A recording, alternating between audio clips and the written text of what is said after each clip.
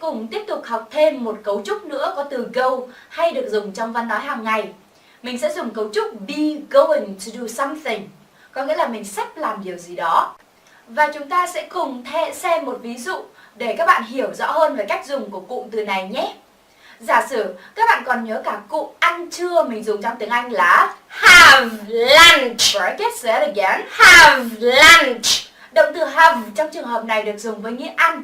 Và các bạn chú ý bật hết âm ra nhé. Say it again. Have lunch. Right.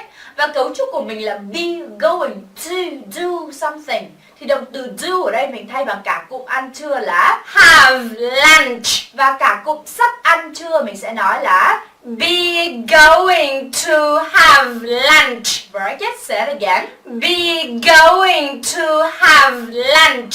Và động từ be ở đây là thay bằng động từ to be mình vẫn hay dùng. Ví dụ với chủ ngữ tôi mình dùng động từ to be là am.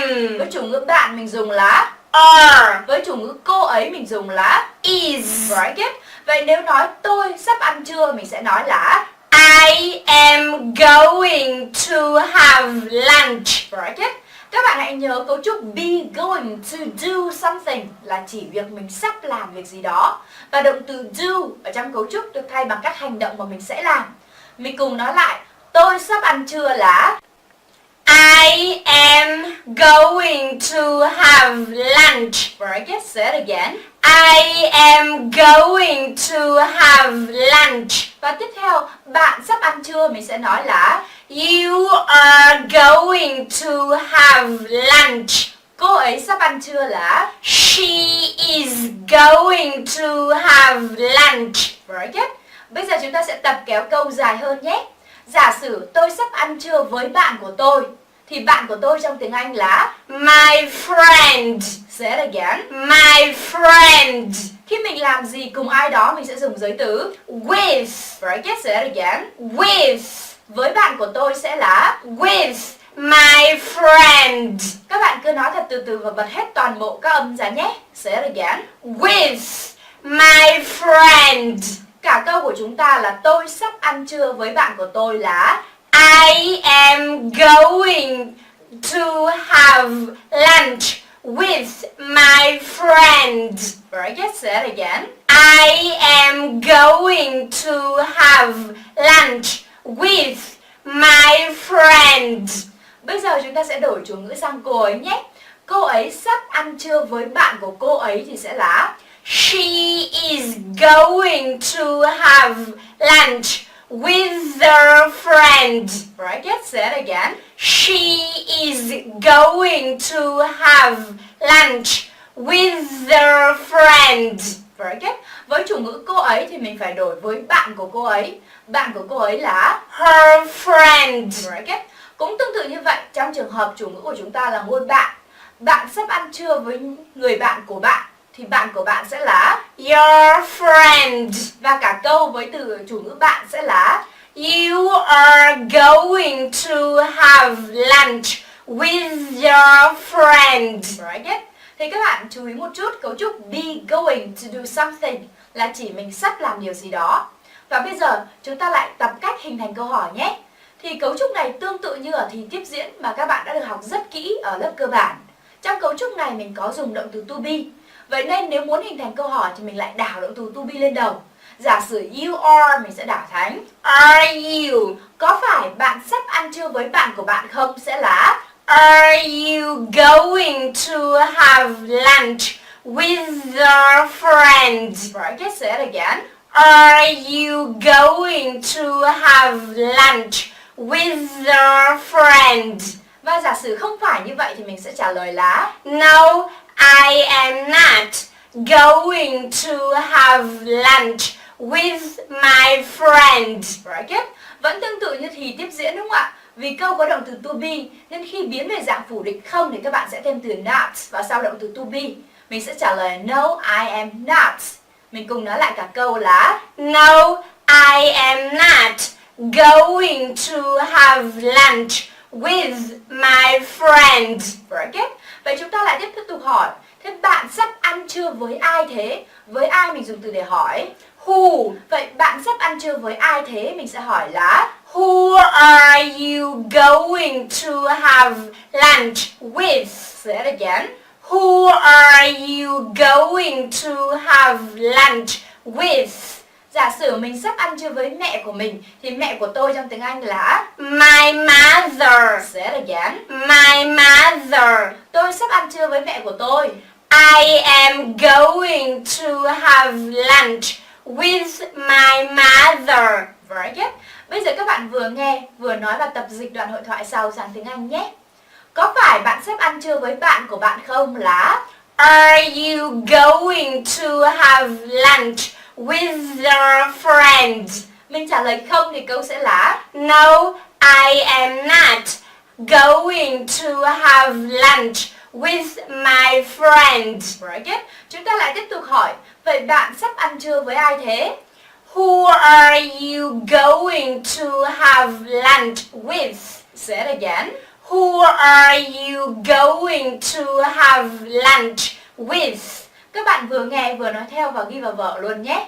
Và mình cùng trả lời, tôi sắp ăn trưa với mẹ của tôi. I am going to have lunch with my mother. Say it again. I am going to have lunch with my mother. Very good. Bây giờ chúng ta sẽ cùng tiếp tục học thêm một ví dụ nữa để các bạn hiểu thêm về cấu trúc be going to do something, là mình sắp làm một việc gì đó. Giả sử mình sắp mua một ngôi nhà thì trong cấu trúc be going to do something thì động từ do mình sẽ thay bằng động từ mua trong tiếng Anh là Buy. say it again. Buy. Very good. Và ngôi nhà trong tiếng Anh là House. again. House. Các bạn chú ý khi nói tiếng Anh thì mình sẽ bật hết toàn bộ âm và đặc biệt là âm cuối nhé. Một ngôi nhà sẽ là A house. vậy mua một ngôi nhà mình sẽ nói là Buy a house. say it again. Buy a house. Bây giờ chúng ta sẽ ghép cả cụm buy a house vào trong cấu trúc be going to do something. Và do something của mình trong trường hợp này là Buy a house. vậy cả cụm sắp mua một ngôi nhà sẽ là Be going to buy a house. very good. Các bạn hãy nhớ cách áp dụng cấu trúc này nhé. Vì cấu trúc này dùng cực kỳ nhiều trong văn nói hàng ngày. Mình cùng nói lại cả câu bạn sắp mua một ngôi nhà sẽ là You are going to buy a house. very good. Say that again. You are going to buy a house. Các bạn còn nhớ câu bên trên mình vừa học không ạ? Tôi sắp ăn trưa thì mình ghép là I am going to have lunch. very good. Để mô tả mình sắp làm gì, các bạn chỉ cần ghép động từ vào trong từ do trong cấu trúc vừa rồi là được. Và mình cùng nói lại, tôi sắp mua một ngôi nhà sẽ là I am going to buy a house. very good. Bạn sắp mua một ngôi nhà là You are going to buy a house. cô ấy sắp mua một ngôi nhà là She is going to buy a house. very good. Say that again. She is going to buy a house. Very good. Và các bạn chú ý, trong các câu nếu cứ có động từ to be ạ, thì để hình thành câu hỏi mình sẽ đảo động từ to be lên đầu. Mình đang dùng câu she is sẽ đảo lại thành Is she? có phải cô ấy sắp mua một ngôi nhà không? Is she going to buy a house? Các bạn chú ý chỗ nối âm luôn nhé. Mình cùng nói lại là Is she going to buy a house? very good. Và trong câu có động từ to be, nếu trả lời không mình sẽ thêm từ Not. và cả câu không, cô ấy không sắp mua một ngôi nhà sẽ là No, she is not going to buy a house. very good. Say it again. No, she is not going to buy a house. Các bạn hãy nhớ cấu trúc be going to do something nhé, là sắp làm gì. Và be trong trường hợp này chính là động từ to be. Ví dụ ở hiện tại thường với ngôi tôi thì động từ to be là Am. với ngôi bạn thì là Are. với ngôi cô ấy thì là Is. very good. Và do something trong trường hợp ví dụ mua một ngôi nhà mình sẽ thay bằng Buy a house. very good. Mình cùng hỏi lại, các bạn cố gắng vừa nghe vừa dịch luôn nhé. Có phải cô ấy sắp mua một ngôi nhà không? Is she going to buy a house? Say it again. Is she going to buy a house? Giả sử mình trả lời là không thì sẽ là No, she is not going to buy a house. Và bây giờ chúng ta lại tập đặt câu hỏi có từ để hỏi ở đầu. Vậy cô ấy sắp mua cái gì sẽ là What is she going to buy? Say it again. What is she going to buy? Cô ấy sắp mua một quyển sách. She is going to buy a book. Say it again. She is going to buy a book. Bây giờ các bạn vừa nghe vừa tập dịch thật nhanh đoạn hội thoại sau sang tiếng Anh nhé. Có phải cô ấy sắp mua một ngôi nhà không? Is she going to buy a house? Không, cô ấy không sắp mua một ngôi nhà. No, she is not going to buy a house. Vậy cô ấy sắp mua cái gì thế? What is she going to buy? Các bạn vừa nghe vừa nói và vừa ghi luôn vào vở nhé. Cô ấy sắp mua một quyển sách. She is going to buy a book. Say it again. She is going to buy a book.